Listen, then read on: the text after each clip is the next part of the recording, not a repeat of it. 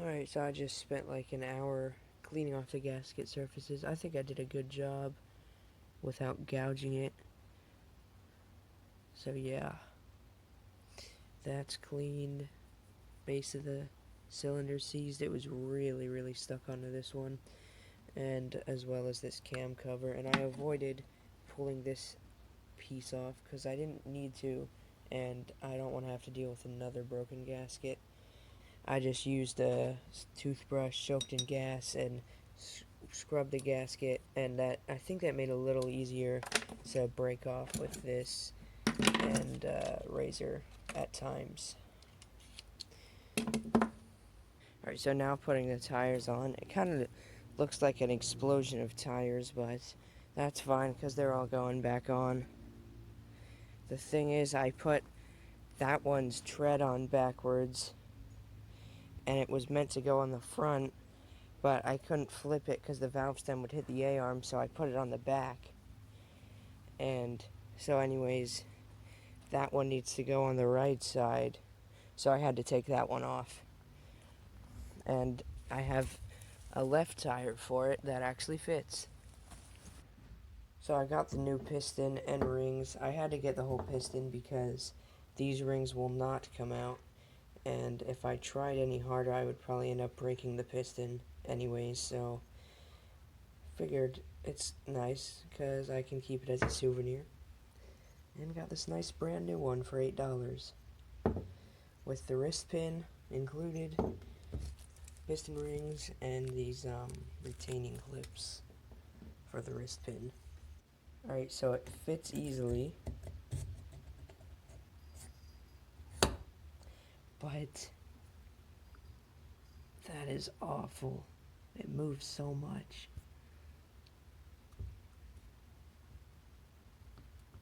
Up and down it doesn't move at all though. Alright, good news that seems like bad news, but it's actually a good thing. The old piston moves just as much as the new one, and believe it or not, this thing did not knock when it was running before, so probably won't knock now. Brand new gasket kit, even though I'm only going to need like 3 gaskets out of it. Now putting on the new base cylinder gasket thing. Alright, so I had to file these holes out because the studs were a little too big. No big deal though.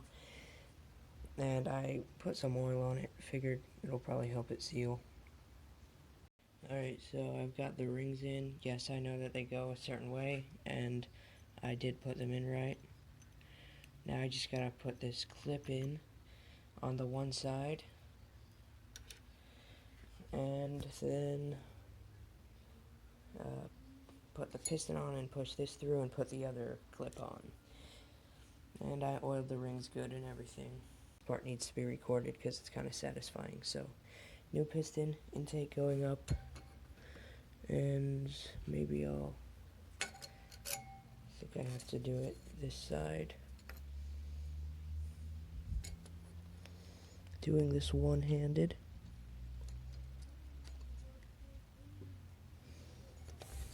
Okay, now, boom.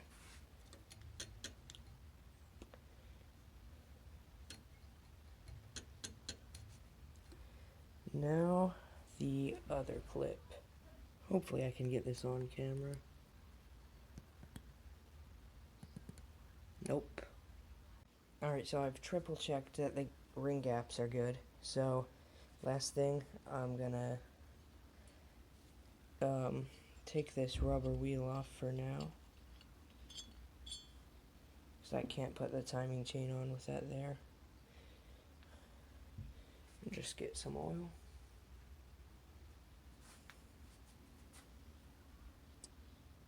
And oil the cylinder up for final reassembly. Alright, so the piston is in. Luckily these engines have a built-in ring compressor. The base of the cylinder is just tapered, so that was actually really easy. So it's push on time. This might be a little bit tricky. It's not bad. Remember to put that little gasket in, by the way. Looks like it's about to pop out, though, so I'm going to have to keep my eye on that. Alright, so it turns out it just bunched up because the timing chain got caught up back here, so hopefully we can put it on.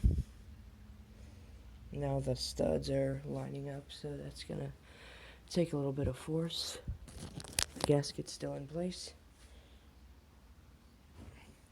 Alright, so it looks like it's all sitting properly in there, and I must have just by accident put this thing at top dead center. So that is really, I mean, that's actually sticking out a little bit, but with the head gasket and the head goes in a little, I'm guessing that's normal. Alright, so head gasket is on, and I've set it to top dead center, and well, you can see the piston is in fact at top dead center. And so to time it, I wanted to try something to make it kind of easy. I'm gonna line that up. It only can go on one way on the cam. Then line that bump up.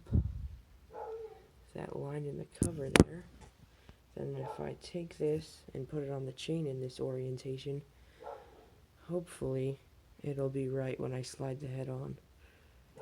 Alright, so now that I've put this on, trying to follow position that it was in the cam, the timing should be around the ballpark, and maybe perfectly timed. If not, I can jump one tooth after it's on the cam.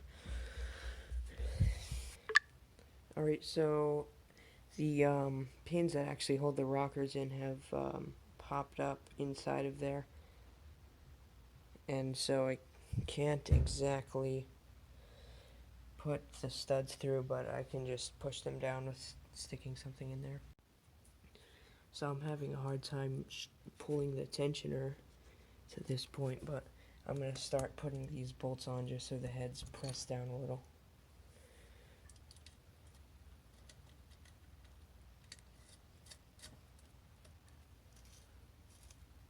Finally, the oil stud bolt. So I'll just give them a little finger tighten so that the head's pressed down enough.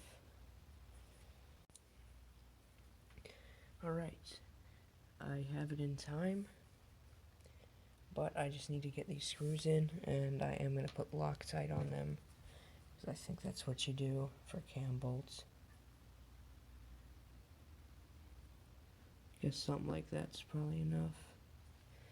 And I should probably wipe off the excess because the bearing's right underneath of that threaded port. Alright. Get the other one started and make sure the timing's still good. It's coming together. Alright, let's make sure we're in time, so... Oh wait, no worries, that's just this chain. Okay. Fire. Some kind of mark under here. And looks like it needs to jump one tooth. Any luck with the jump tooth method? So I'm just gonna take this back off. And now it'll be super easy to jump a tooth.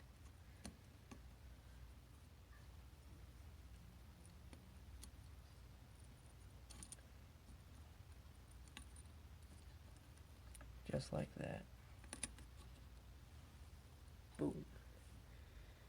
Let's try that timing.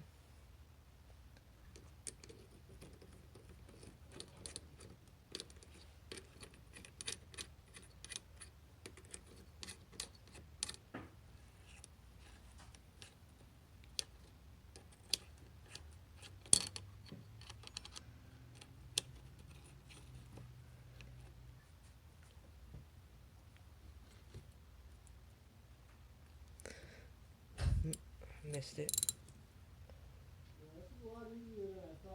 Okay, I think I jumped a tooth backwards now.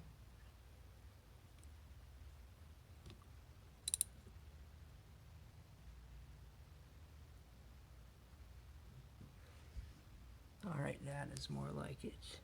Perfect. Let's see if it'll spin over.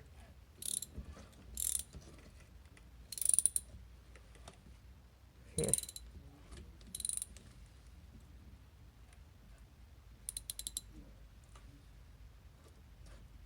I don't trust it.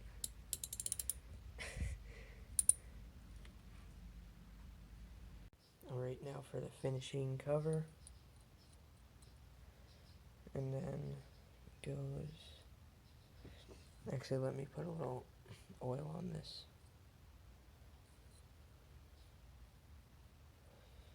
Figure that probably helps seal.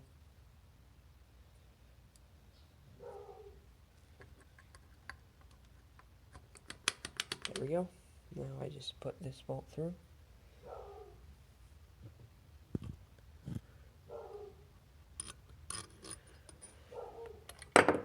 Oops.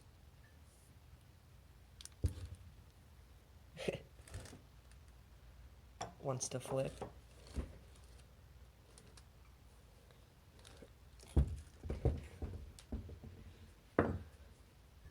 And this last bolt.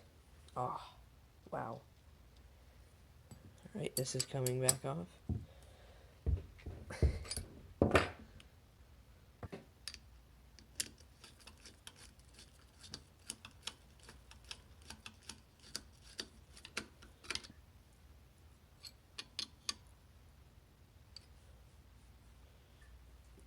Alright, it is fully back together. But it's like 12 o'clock midnight on a school night, so I'm gonna have to finish this up tomorrow. Alright, so I got the engine bolted back in. I mean, it's only 2 bolts anyway, so pretty nice and easy. So now I need to put the starter motor back on, and then the stator so we'll get spark. Alright, so it's not ready to run because I didn't put the carb on or the stator, but I'm just going to see if it spins over.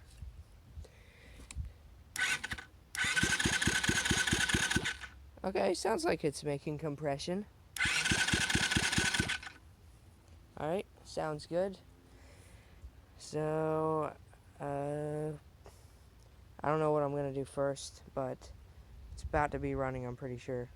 Alright, I'm actually ready to fire this thing up, so wires aren't zip tied down yet. Yeah, that's pretty much the only thing I still have to button up, but that's fine because it'll run like that. Fuel is on, and there's no air filter or exhaust. Okay.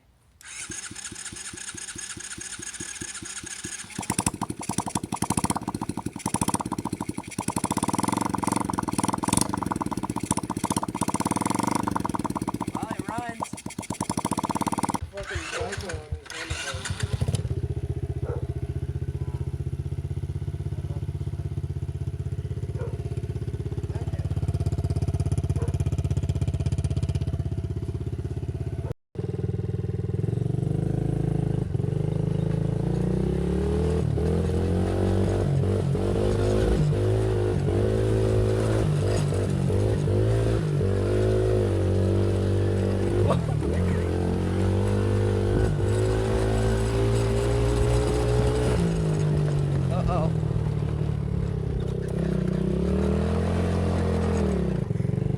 Just 180'd.